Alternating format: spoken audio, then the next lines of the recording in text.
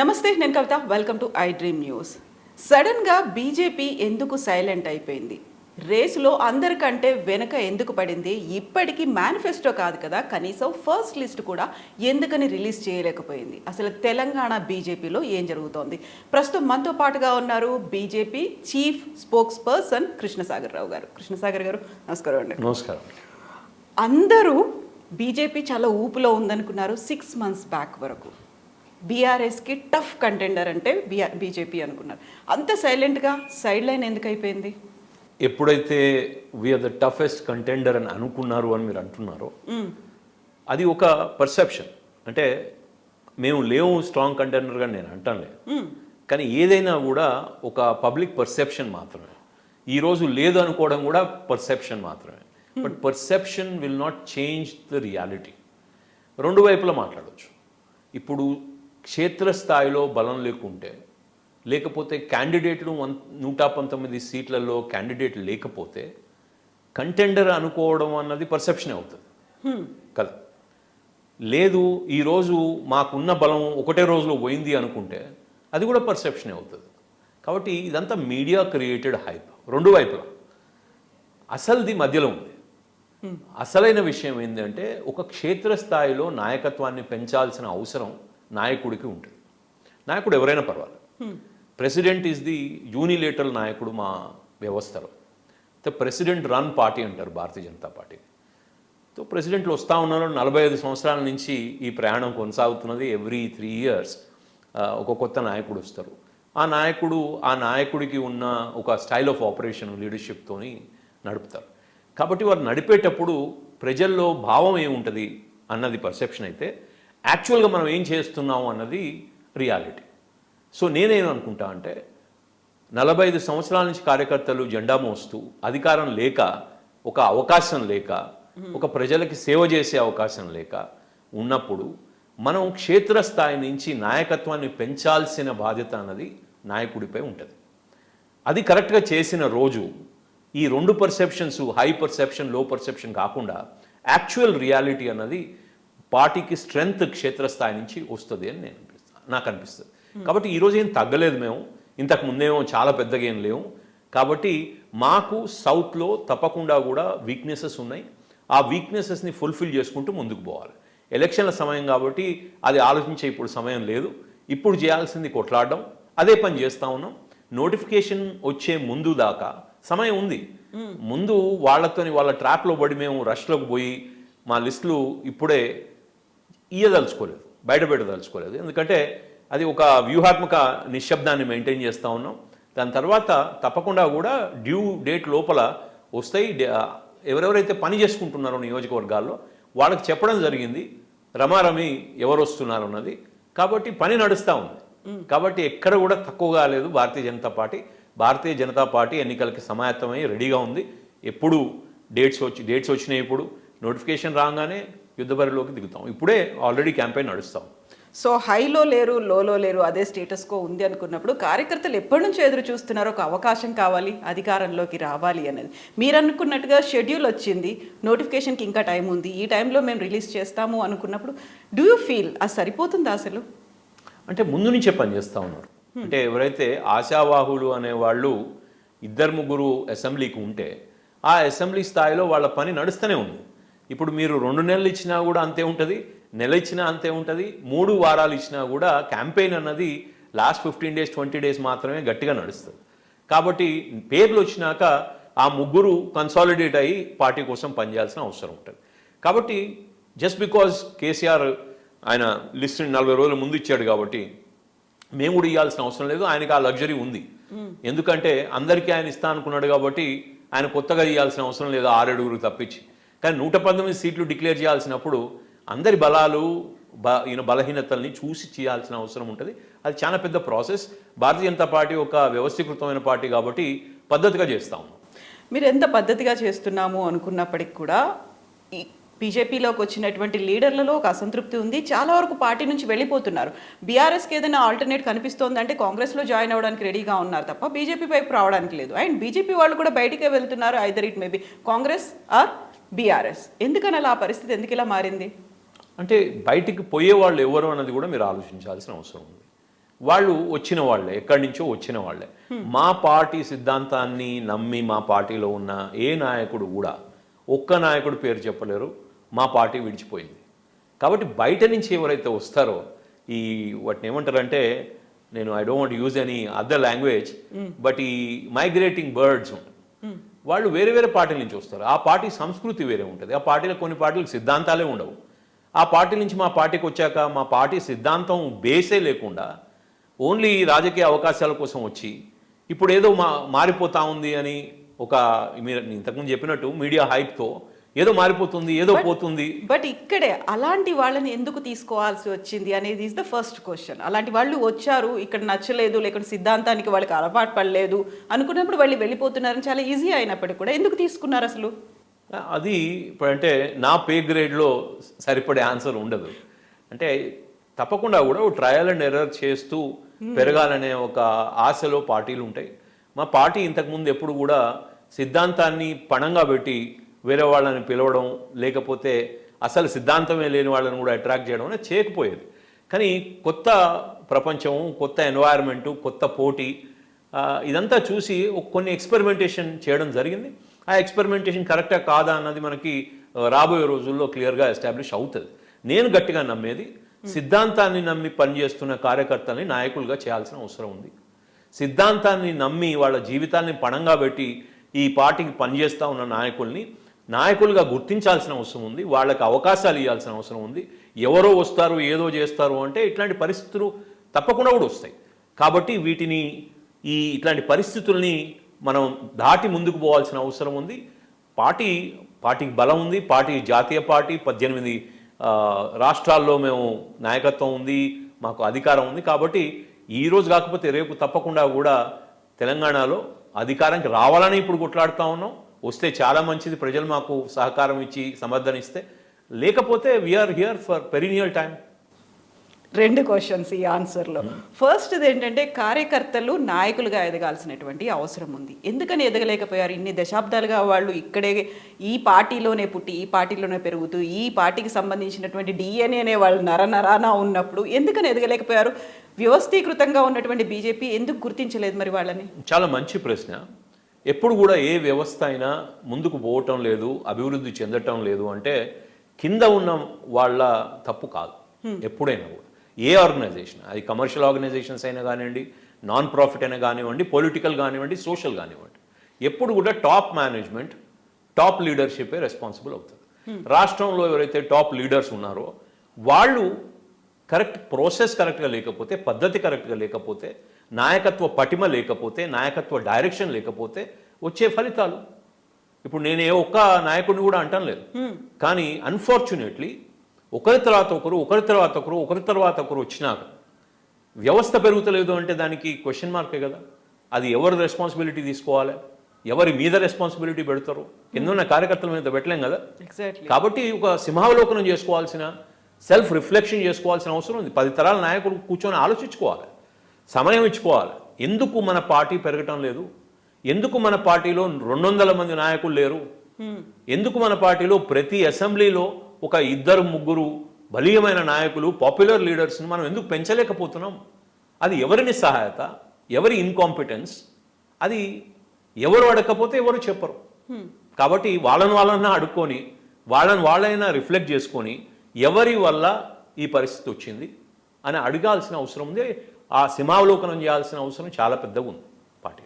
So ఇప్పుడు కేంద్రంలో ఉన్నటువంటి బీజేపీ కావచ్చు, జాతీయ స్థాయి లీడర్లు కావచ్చు, రాష్ట్రంలో జరుగుతున్నటువంటి ఇవన్నీ చూసిన తర్వాత ఎలక్షన్స్ వస్తాయని తెలుసు, ఎలా అయినా కంటెస్ట్ చేయాలి అని అనుకుంటున్నప్పుడు ఎందుకని మీరన్నట్టుగా సింహావలోకనం జరగలేదు, ఇంట్రోస్పెక్షన్ అనేది ఎందుకు జరగలేదు, ఇంతకాలం ఎందుకు జరగకపోవడానికి రీజన్ ఏంటి అసలు? అంటే మీరు గత భారతీయ జనతా పార్టీ స్ట్రెంగ్త్ని, ఇప్పుడున్న స్ట్రెంగ్త్ని ఆలోచిస్తే, సరే ఒక ఇంచ్ పెరిగినా కూడా పెరుగుదలే. కాబట్టి ఇప్పుడు బై ఎలక్షన్స్లో 2 సీట్లు గెలవడం కానివ్వండి, తర్వాత మనకి జిహెచ్ఎంసీలో చాలా ఎత్తుగా ఎదగడం కానివ్వండి, అభివృద్ధి చెందడం కానివ్వండి, నంబర్స్లో మొట్టమొదటిసారి టీఆర్ఎస్ పార్టీకి ధీటైన జవాబు జిహెచ్ఎంసీలు ఇవ్వడం కానివ్వండి, ఇవన్నీ కూడా కొంచెం పెరుగుదలని అనుకొని ముందుకు పోవాల్సిన అవసరం ఉంటుంది. అంటే కంప్లీట్గా we don't need to beat our self down.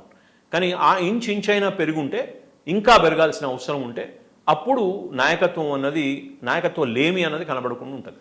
కాబట్టి రెగ్యులర్గా గ్రోత్ వచ్చినా పర్వాలేదు. ఎందుకంటే ఇంతకుముందు చెప్పినట్టు పార్టీ ఓవర్ నైట్గా ఉండి వెళ్ళిపోయే పార్టీ కాదు.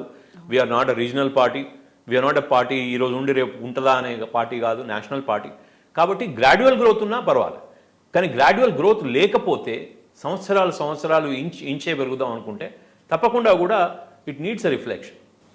సో ఇప్పుడు 119 నియోజకవర్గాలకి సరైనటువంటి అభ్యర్థి లేకపోతే కార్యకర్తలే లీడర్లుగా ఎదిగిన వాళ్ళు ఇప్పటికి ఇంతకాలం తీసుకున్నా కానీ అటువంటి పరిస్థితి కనిపించలేదని అనుకున్నప్పుడు బీజేపీ లీడర్లు ఎందుకని జాతీయ స్థాయి లీడర్లు ఇంక్లూడింగ్ బిఎల్ సంతోష్ లాంటి వాళ్ళు ఇక్కడ హంగ్ వస్తుంది లేకపోతే మేమే ప్రభుత్వం ఏర్పాటు ఏ కాన్ఫిడెన్స్తో చెప్తున్నారు అసలు? మరి అంటే ఇప్పటికి కూడా నేను కూడా చెప్పొచ్చు. ఎందుకంటే ప్రజలు ఏ వైపు ఓటేస్తారు అన్నది ఎవరికి తెలియదు. కాబట్టి గెలుస్తామని చెప్పడం, గెలవమని చెప్పడం రెండు కూడా తప్పే. ఎందుకంటే ప్రజల చేతిలో మనం ఒక ఆయుధం ఇచ్చాం, ఓటు. వాళ్ళు ఏ వైపు వేస్తారనేది మనం ఏం చేస్తున్నామో దాన్ని బట్టి ఉంటుంది. మనం ఏమి చేయగలుగుతామో అని వారు అనుకుంటున్నారో దాన్ని బట్టి ఉంటుంది. కాబట్టి వాళ్ళకి రెండు జడ్జ్మెంట్స్ ఉంటాయి. ఒకటి, ఇన్కంబెంట్ కంటే బెటర్ చేయగలరా. ఇప్పుడు ఇన్కంబెంట్ ఎవరు?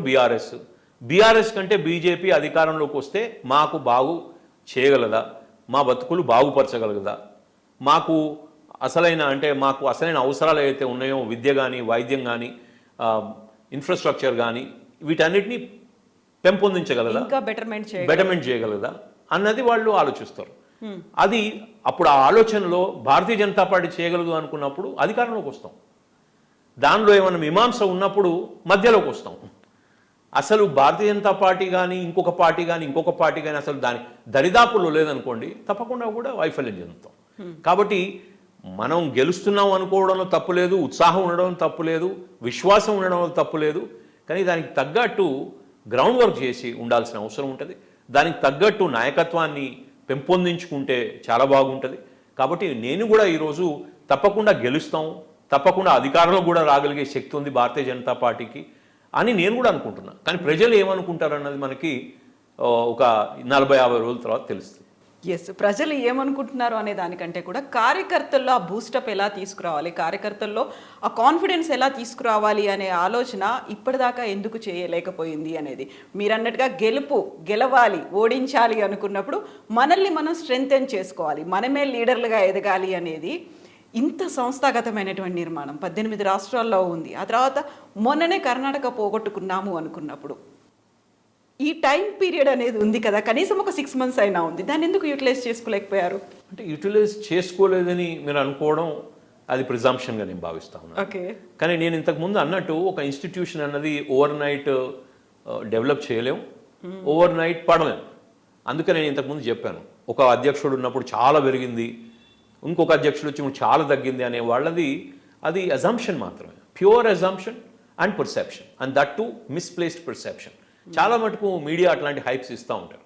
ఎందుకంటే ఒక నాయకుడి కింద చాలా పెరిగుంటే నెలల్లో వారాల్లో చాలా పడిపోవడం ఎట్లా జరుగుతుంది?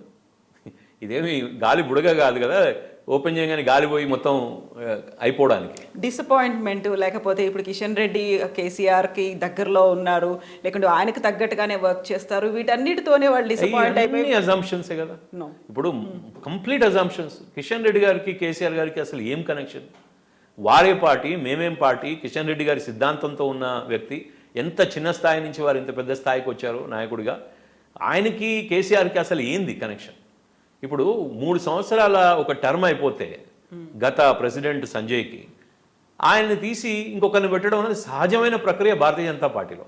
ఎంత కుట్రపూరితమైన ఒక క్యాంపెయిన్ నడుస్తూ ఉంది మాకు వ్యతిరేకంగా అంటే, సంజయ్ని తీసేశారంటే సంజయ్ని తీసేయడం కాదు బ్రదర్, మా పార్టీ వ్యవస్థ ప్రెసిడెంట్ 3 సంవత్సరాలే ఉంటారు, అక్కడ జాతీయంగా కూడా 3 సంవత్సరాలే ఉంటారు, అప్పుడప్పుడు ఎక్స్టెండ్ చేస్తారు. అదొక ఎక్సెప్షన్ మాత్రమే. మొత్తం ఈ 31 రాష్ట్రాలలో ఎక్కడ కూడా, అంటే యూనియన్ టెరిటరీస్ కూడా కలుపుకొని ఎక్కడ కూడా అందరినీ, లేకపోతే 50%ని లేకపోతే 20%ని కూడా మళ్ళీ రిన్యూ చేయరు. చాలా ఎక్సెప్షనల్గా 2-3 రిన్యూ అవుతారు. సో ఇప్పుడు ఇక్కడ టర్మ్ అయిపోయినాక ఆయన్ని మారిస్తే అది ఎందుకో మార్చారు, దేనికో మార్చారు, ఆయన ఉన్నప్పుడు ఒక రకంగా ఉంది, ఇప్పుడు వేరే రకంగా ఉంది అని కాంగ్రెస్ పార్టీ తయారు చేసిన ఇది ఎజెండా.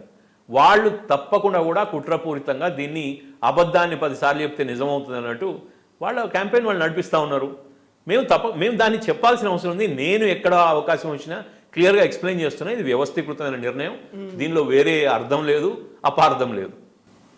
ఇప్పుడు మీరు కిషన్ రెడ్డి గారి ఎగ్జాంపుల్ తీసుకున్నారు. చిన్నప్పటి నుంచి కార్యకర్త స్థాయి నుంచి ఈ పొజిషన్కి వచ్చారు, కేంద్ర మంత్రి అయ్యారు. అలా చూసుకుంటే లక్ష్మణ్ ఉన్నారు, మీరున్నారు, ఎన్విఎస్ఎస్ ప్రభాకర్ ఉన్నారు, బండి సంజయ్ ఉన్నారు. ఇలాంటి వాళ్ళు మనం కౌంట్ చేసుకోవచ్చు ఫింగర్స్ మీద.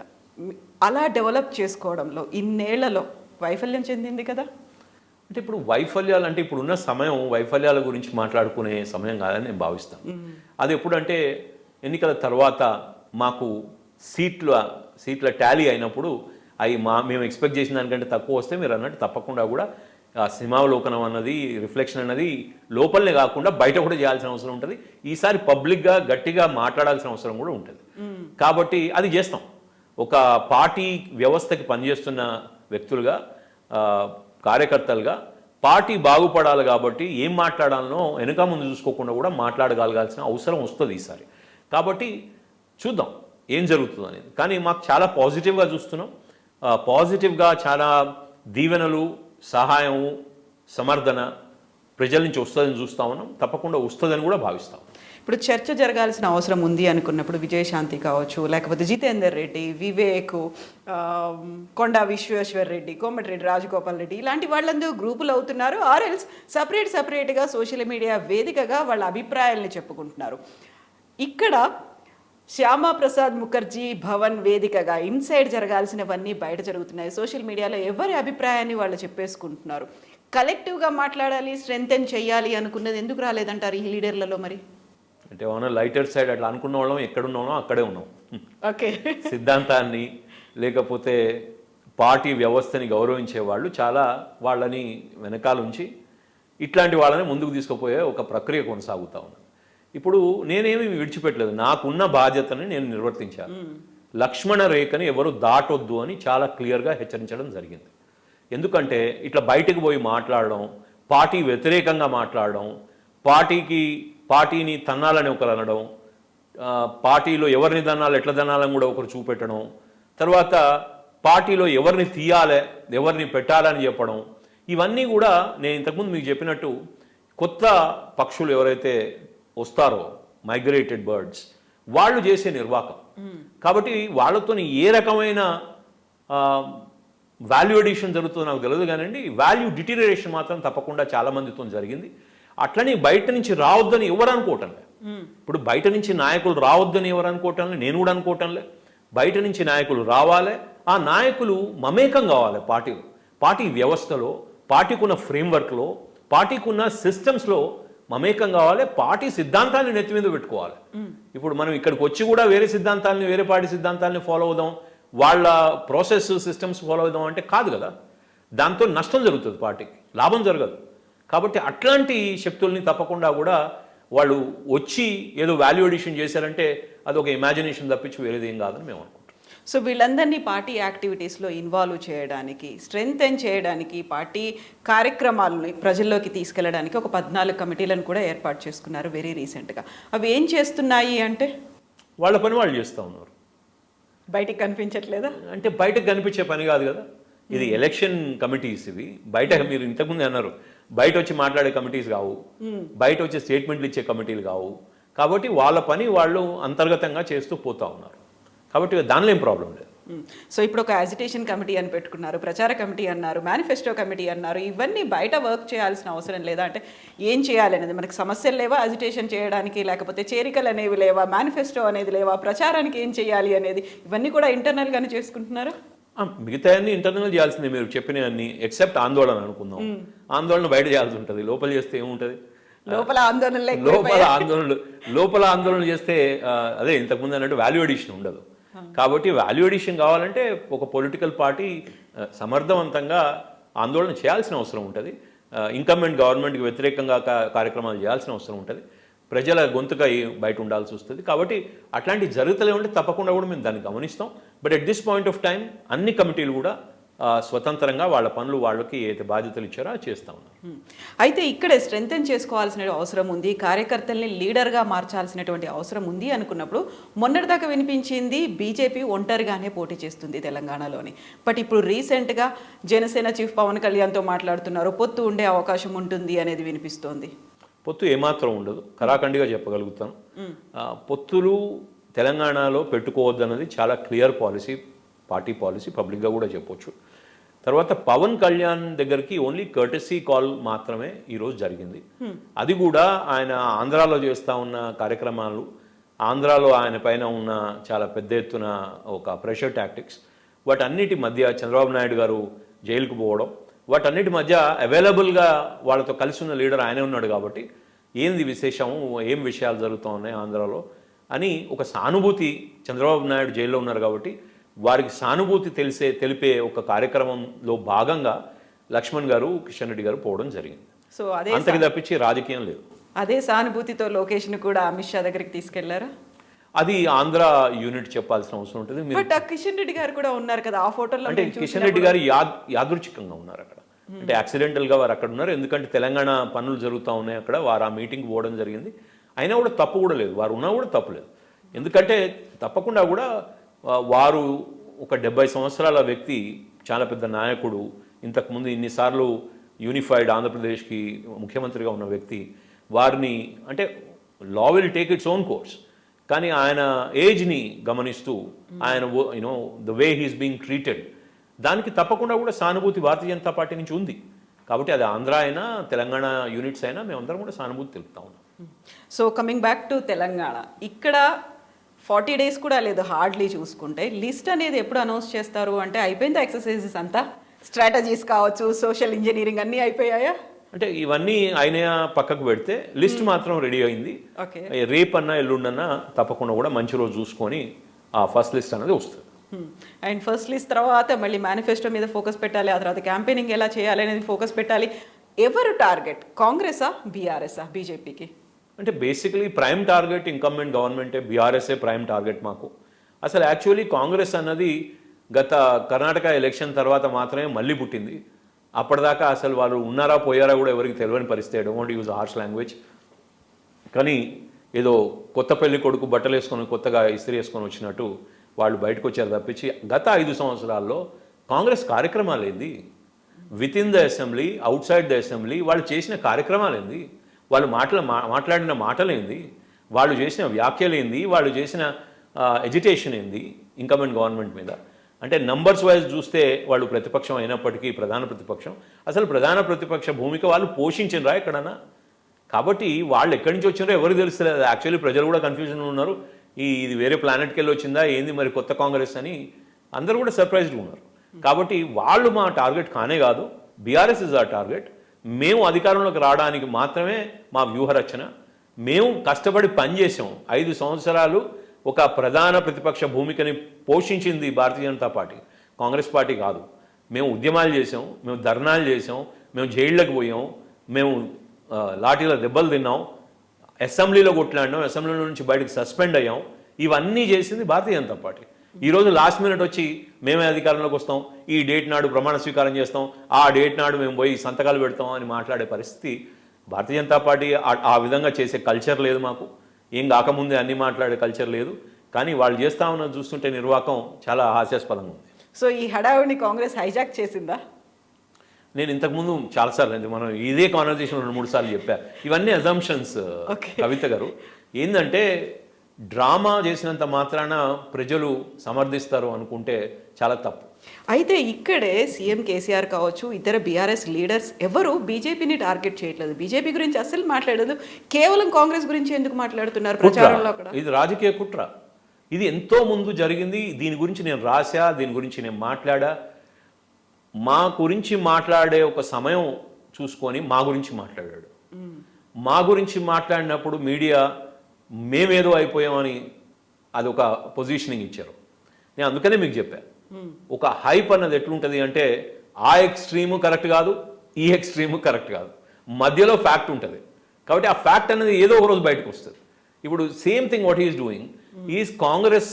సమయం ఒకటి ఇంతకుముందే అనుకున్నాడు. ఆ సమయం ఎట్లొచ్చింది అంటే రేవంత్ రెడ్డి రావడం వల్ల ఇంకా కొంచెం ముందుకు వచ్చింది సమయం. కాబట్టి లాస్ట్ 2 monthsలో కాంగ్రెస్ని పెంచుతాం అనుకున్న కేసీఆర్ గారు లాస్ట్ 5 monthsలో 6 monthsలో కాంగ్రెస్ని పెంచడం మొదలుపెట్టారు.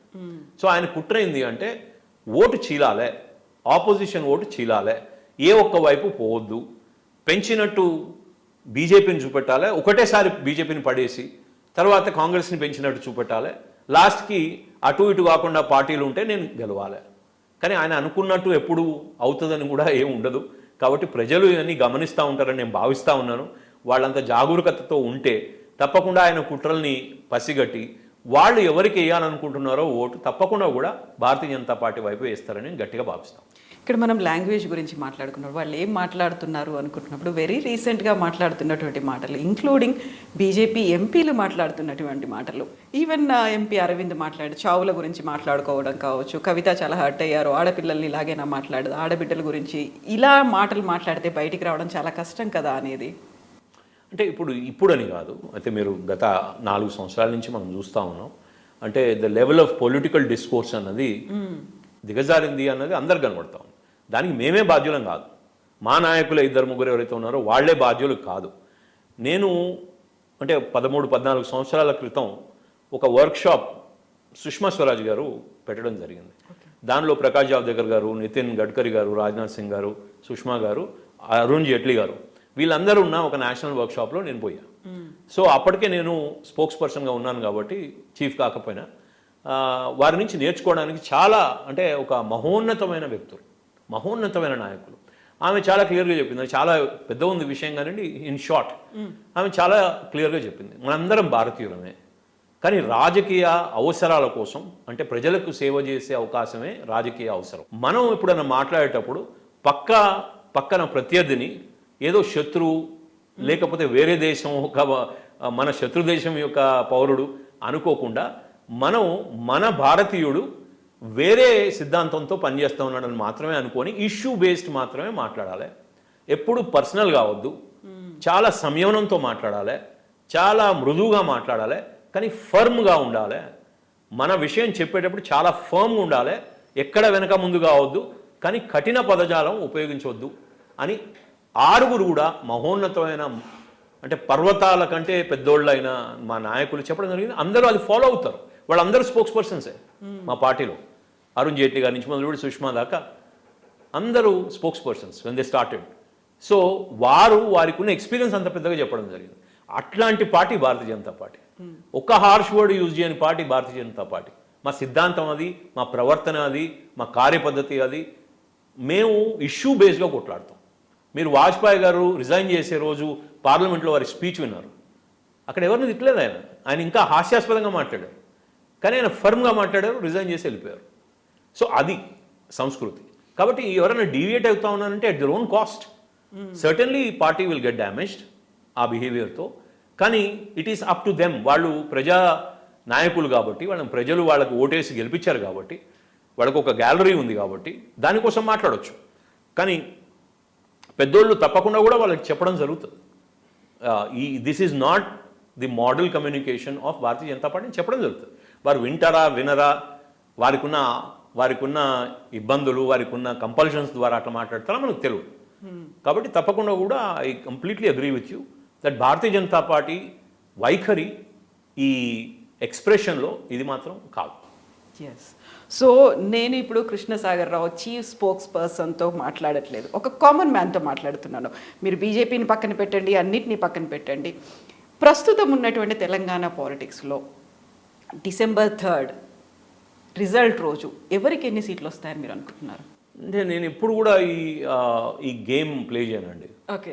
అంటే ఇది is almost like parrot game ఉంటుంది చూసారా, చిలక జోస్యం. అక్కడ కూర్చొని ఫుట్పాత్ మీద కూర్చొని చిలకతోని కార్డులు తీపియడం. పాపం నిజంగా ఆయనకి అంత జోస్యం చెప్పగలిగితే ఆయన అక్కడ కూర్చొని ఉండడు, అంటే with due respect to him. కాబట్టి ఇవన్నీ చిలక జోస్యాలు, ఆ రోజే చేసే సర్వేలు, అంతకుముందు చేసే సర్వేలు, వారికి మీడియా అవుట్లెట్ ఉన్నట్టు ఒక మౌత్ పీస్, వాళ్ళ సర్వేలు ఉన్నాయి. సో వాళ్ళ సర్వేలు వాళ్ళకే ఇస్తాయి, ఇంకొకరి సర్వేలు వాళ్ళని తక్కువ చేస్తాయి. సో ఇది నడుస్తాం. కాబట్టి అగైన్ భారతీయ జనతా పార్టీ సిద్ధాంతం ప్రజల్ని నమ్ముకోవడం. ఈ సర్వేల్ని కానీ, ఈ ప్రెడిక్షన్స్ని కానీ, ఈ పొలిటికల్ స్ట్రాటజిస్ట్లను కానీ నమ్ముకునే పార్టీ కాదు. తప్పకుండా కూడా ఆ రోజు ఎలక్షన్ డే అయిపోయిన తర్వాత ఓటింగ్ ఏదైతే ప్రక్రియ వస్తుందో ప్రజలు ఎవరికి మద్దతు ఇచ్చారనేది తేటతెల్లం అవుతుంది. అది ఆ ఫలితం ఎట్టయినప్పటికీ మేము శిరసావహిస్తాం. అది ప్రజాస్వామ్యంలో ఉన్న స్పిరిట్. సో ప్రజల నమ్మకం ఈ 40 రోజుల్లో బిల్ట్ అవుతుంది అనుకుంటున్నారా, లేకుంటే టిల్ట్ అవుతుందా, టర్న్ అవుతుందా, ఎలా ఉంటుందని మీరు అనుకుంటున్నారు? అంటే సహజంగా చూస్తే భారతీయ జనతా పార్టీని అధికారంలోకి తీసుకురావాల్సింది తెలంగాణ ప్రజలు. ఆ, మనం ఎంత గట్టిగా చెప్పినా 40 రోజుల్లో చెప్పినా 5 సంవత్సరాలు పనిచేసినా ప్రజలు అనుకుంటే అవుతుంది. అది మీరు ఎవరు నోబడి క్యాన్ డినై దట్. కానీ ఎందుకు అనుకోవట్లేదు, ఎందుకు అనుకుంటున్నారు అనే రెండింటిని మనం బేరీజు ఫలితాలు వచ్చినాక చేయాల్సి వస్తుంది. ఎందుకంటే నరేంద్ర మోదీ గారు దేశాన్ని చాలా సమర్థవంతంగా నడుపుతున్నారన్న దానిలో ఎవరికీ డిసగ్రిమెంట్ లేదు. అంటే చాలా challenges, international challenges, global challenges, internal challenges, మన శత్రువుల నుంచి వస్తున్న ఛాలెంజెస్, ఎకనామిక్ ఛాలెంజెస్, వీటన్నిటినీ కూడా వారికి 24/7 సమయం ఉంది కాబట్టి వారు మనలాంటి సహజమైన నార్మల్ పీపుల్ కాదు కాబట్టి సామాన్య ప్రజలలో సామాన్య ప్రజలు అయినప్పటికీ ఆయన అసామాన్యమైన నాయకుడు కాబట్టి ఆయన మొత్తం ఆయనకున్న టైం అంతా దాని మీదనే వెచ్చిస్తారు. కాబట్టి సొల్యూషన్స్ వస్తాయి, అంత సమయం ఉంది కాబట్టి అట్లాంటి ఫుల్ టైం ప్రైమ్ మినిస్టర్ని భారతదేశం స్వతంత్రం వచ్చిన తర్వాత ఎప్పుడు కూడా చూడలేదు. సో అట్లాంటి ఆయన నడుపుతా ఉన్న ఒక పార్టీ, అంటే మొత్తం మా అధినాయకుడు కాబట్టి ఆయనదే పార్టీ. సో వారి పార్టీని అందలం ఎక్కించకుండా వేరే పార్టీకి అవకాశం ఇవ్వడం అన్నది ప్రజలు ఆలోచించుకోవాల్సిన విషయం. ఓకే. సో మేము ఒకటే చెప్పేది, భారతీయ జనతా పార్టీ ఉన్న రాష్ట్రాలు 17 రాష్ట్రాలు, ఇంకొక 3-4 రాష్ట్రాలు మా కోalition రాష్ట్రాలు ఉన్నాయి.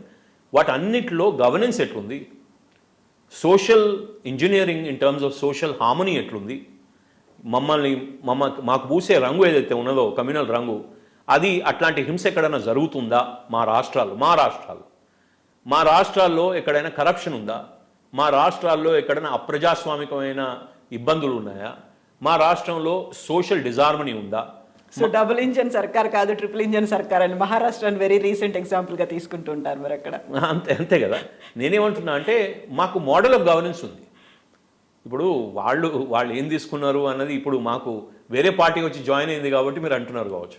కానీ నేనేమంటున్నా అంటే అంటే సెంట్రల్ గవర్నమెంట్ మోడల్ ఒకటైతే రాష్ట్ర మోడల్స్ కూడా, గవర్నెన్స్ మోడల్స్ని మనం ఎగ్జాంపుల్గా తీసుకున్నా కూడా తెలంగాణ నీడ్స్ భారతీయ జనతా పార్టీ యూనివోకలీ. కాబట్టి ప్రజలు జాగరూకతతో, ప్రజలు నిదానంగా ఆలోచించి ఎవరైతే ఈ తెలంగాణని అధికారంలోకి వస్తే ఒక సస్యశ్యామలమైన రాష్ట్రంగానే కాకుండా ప్రజాస్వామ్యం, సోషల్ హార్మనీతో నడపగలుగుతారో వాళ్ళకి వేయాలనుకుంటే we're the only option. So will see. So ప్రజలు కన్సిడర్ చేస్తారా లేదా అనేది వి నీడ్ టు వెయిట్. అంతే, we don't have an option. Yes. Thank you so much, Andy. Thank you. My pleasure. Best wishes to you. Thank you.